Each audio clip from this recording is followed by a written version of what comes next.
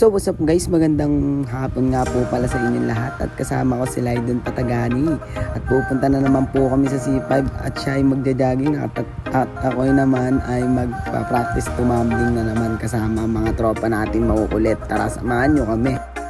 At dito guys, dumaan na nga po pala kami sa pinagbabawal na daan. Dito yan sa may Gatchalian.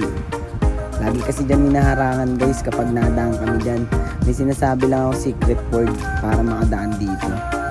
Ayan guys. At andito na nga kami sa may C5. Sobrang daming tao pa rin kahit weekdays, no? At pinuntahan ko muna yung tropa kong si John Lloyd. Nasa unahan siya eh. Doon kasi kami tumatumbling. Yan, dito guys. Diyan kami tumatumbling guys. Kaya punta lang kayo dito guys kapag gusto nyo tumambling at mag-practice ulit. Kasi kami, matataba na kami kaya gusto namin mag-practice ulit.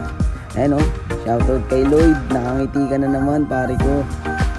At syempre dyan, nag-warm up muna kami at inunahan ko na agad ng backhand full twist na mabigat. Ayan guys, bigat ko na dyan guys. So at nagsidatingan na ibang tropa. Ayan na, Square Jerome. Ayan, si John Lloyd, Square Dexter, yung si Ernie, si Jimwell muna pala. Yun no. Ito mukhang may gagawin siya kakaiba. At ayun na nga, nangulit na naman nga itong si Kuya Jerome ko. Oy, ang angas mo talaga. Wow! Siyempre uulit pa yan, iisa pa yan. Napakakulit mo talaga, Quiz.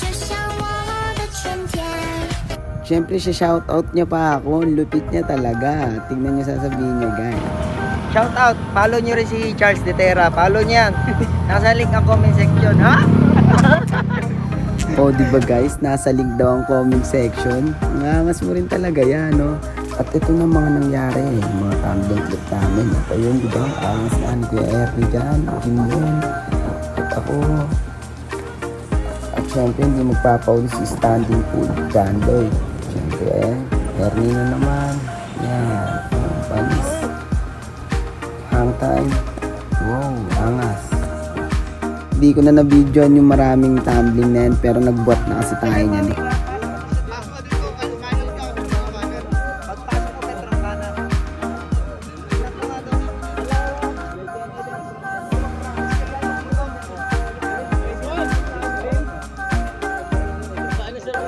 And shoutout nga po pala kay Joseph, Alfred, Jenny Ann, Lance, Joshua, and Colin, and kapatid niya na si Charlene. Yun. At dito nga guys, nagbuhat na ako dahil ayun talaga yung purpose ko. Gusto ko na rin talaga magbuhat. At lagi nga po pala kayong mag-iingat. At maraming salamat sa mga susuporta at susuporta pala. And yun, peace out. Love you.